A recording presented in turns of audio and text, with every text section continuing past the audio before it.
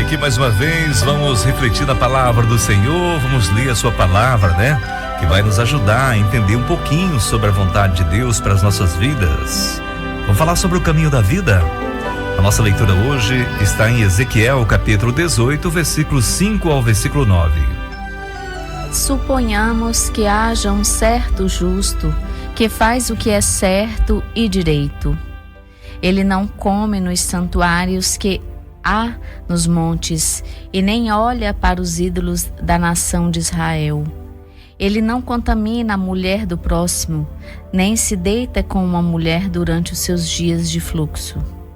Ele não oprime a ninguém, mas devolve o que tomou como garantia no empréstimo. Não comete roubos, mas dá a comida aos famintos e fornece roupa aos despidos. Ele não empresta visando lucro, nem cobra juros.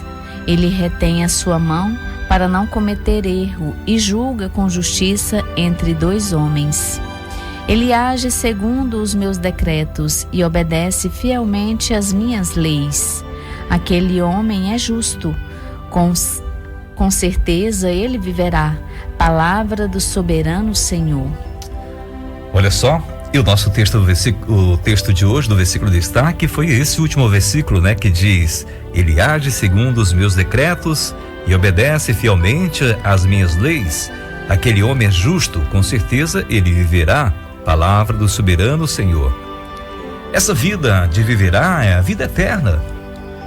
Muitas vezes a gente pensa assim, mas tem tanta gente praticando coisas erradas e está vivendo, né? Até com certas regalias no mundo aí. Mas lembre-se que um dia todos nós prestaremos conta da nossa vida, né? O caminho que foi exposto por Jesus foi o caminho de salvação, de perdão, de vida eterna. E muitos estão deixando de lado, né? Estão fazendo pouco caso do que Jesus fez, do seu sacrifício. E Deus deixa bem claro nesse texto, né? Começa como suponhamos que haja certo justo, uma pessoa que vive com justiça, que procura obedecer o Senhor. Mas também há muitas pessoas que vivem em desobediência. O nosso texto começa com uma suposição. Começa dessa forma porque o capítulo todo é uma defesa de Deus apresentada contra uma acusação hipócrita do seu povo escolhido. As pessoas queriam culpar Deus pela situação em que estavam vivendo, seus filhos viviam. O povo judeu do antigo reino de Judá estava agora dividido entre um resto dos habitantes da capital Jerusalém, julgado inofensivo pelos babilônios que haviam reduzido a cidade a escombros, e os exilados que viviam na Babilônia. A acusação era que Deus estava castigando inocentes. Por certo, os que nasceram no exílio e os filhos dos que permaneceram em Judá achavam razoável pensar assim, que Deus injusto, os pais pecaram e os filhos é que são castigados.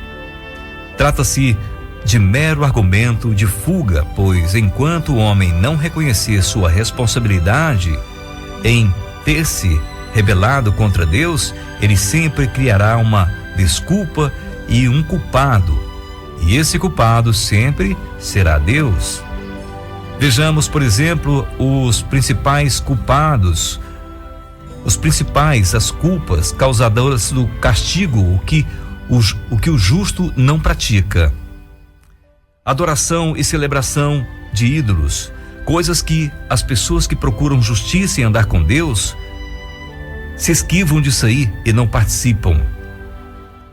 Começa pela adoração de ídolos, a imoralidade sexual, opressão, a exploração do pobre e necessitado, roubo, desonestidade nos negócios. E são tantas coisas que são praticadas. No texto, a cada atitude negativa corresponde uma positiva. Agora Deus pergunta como gente de tal caráter tem o desplante de acusar-me de injusto por puni-lo. Nos dias em que vivemos aqui, sempre temos dois caminhos pela frente: o caminho da vida e o caminho da morte. Nós podemos escolher uma vida de rebeldia contra Deus ou uma vida de obediência a Deus. As pessoas que estavam naquela época queriam culpar Deus pela situação que estavam vivendo, mas esqueceram de que o que estavam praticando. Ao evitar uma decisão responsável, sempre desconversamos como Pilatos no julgamento de Jesus, lá em Mateus 27, 24. Lavamos as mãos e lançamos a culpa nos outros, como fizeram as autoridades judaicas na mesma ocasião em que Jesus foi crucificado. Para Deus, não há desculpa para a desobediência, mas há sempre prêmio para a obediência. Que bom que Deus é justo. E Ele deixa claro na sua palavra: você quer ter vida? Venha, me obedeça, viva de acordo com a minha vontade e você terá vida. Pois Jesus é o caminho, a verdade e a vida.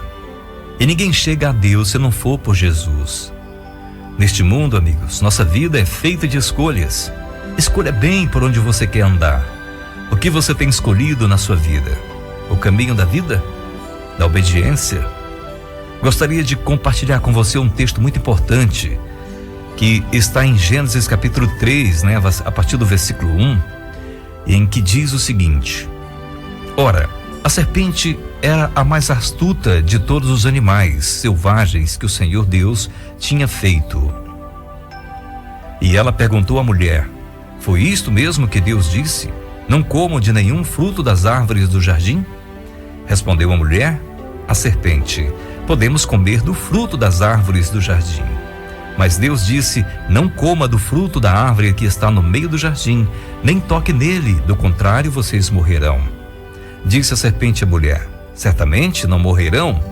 Deus sabe que no dia em que dele comerem, seus olhos se abrirão e vocês serão como Deus, conhecedores do bem e do mal.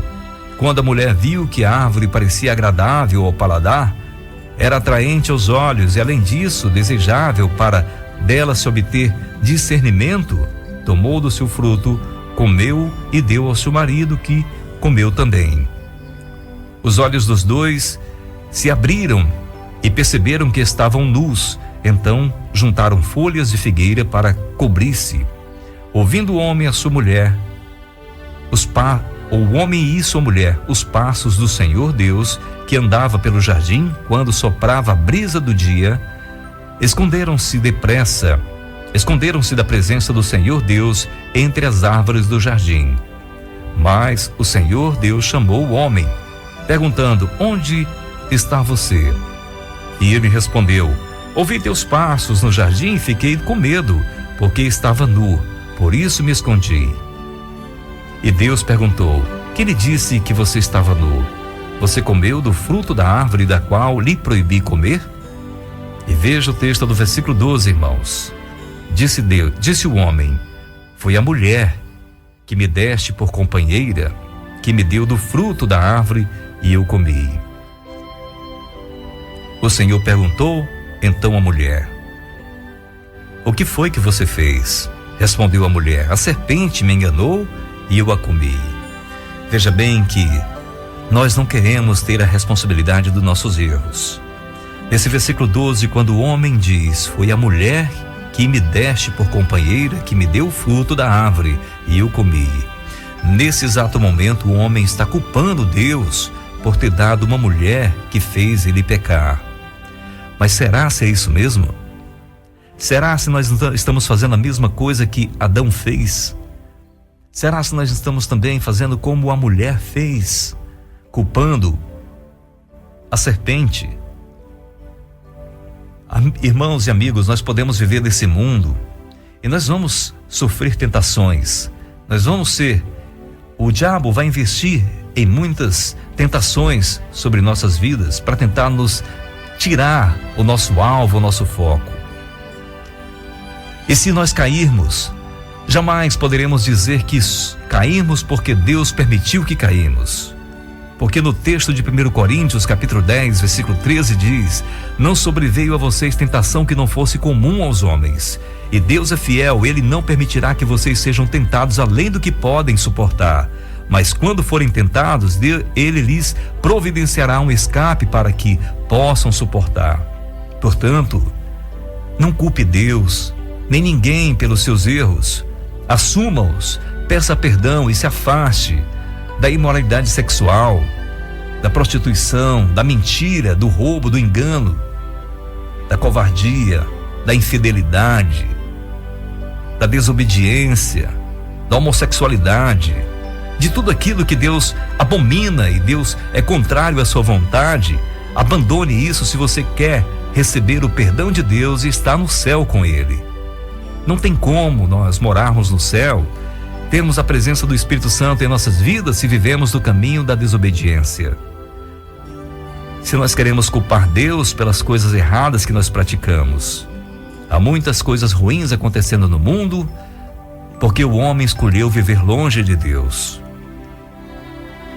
E aí, quando caímos, temos a audácia de culpar Deus pela situação que estamos vivendo. Que tristeza isso, né? Quando você estiver sendo tentado, lembre-se desse texto de 1 Pedro, capítulo 5, a partir do versículo 6, que diz: portanto, humilhem-se debaixo da poderosa mão de Deus, para que Ele os exalte no tempo devido. Lancem sobre Ele toda a sua ansiedade, porque Ele tem cuidado de vocês. Sejam sóbrios e vigiem. O diabo, o inimigo de vocês, anda ao redor como um leão, rugindo e procurando alguém que possa devorar. Resistam-lhe, permanecendo firmes na fé, sabendo que os irmãos que vocês têm em todo o mundo estão passando pelos mesmos sofrimentos. O Deus de toda graça, que os chamou para a sua glória eterna em Cristo Jesus, depois de terem sofrido durante pouco tempo, os restaurará e os confirmará, lhes dará forças e os porá sobre firme alicerces. A Ele seja o poder para todo sempre. Amém. Nesse momento que eu estou falando aqui, há muitos irmãos em várias partes do mundo sofrendo tentações, provações, passando por dificuldades, sendo perseguidos, muitas vezes sendo até mortos, por causa do Evangelho de Cristo, porque escolheram viver na obediência, no temor do Senhor. Abriram mão das coisas do mundo para viver conforme Deus quer que viva. Aprenderam e entenderam que o mais valioso é a eternidade do que as coisas desse mundo. Mas também há muitas pessoas que estão cedendo ao diabo e vivendo em seus prazeres e desejos malignos, provocando a ira de Deus sobre si. E lembre-se que um dia todos nós prestaremos contas a Deus pelas nossas atitudes. Guarde isso no seu coração. Que bom saber que podemos confiar no Senhor, o nosso Deus, o nosso Redentor, aquele que entregou seu Filho para que nós pudéssemos ter vida eterna, podermos ser aceitos por Ele, através do seu sacrifício naquela cruz. Há muitos caminhos a ser seguido nesse mundo, mas há um só caminho que nos leva à eternidade: Jesus Cristo, pois Ele é o caminho, a verdade e a vida.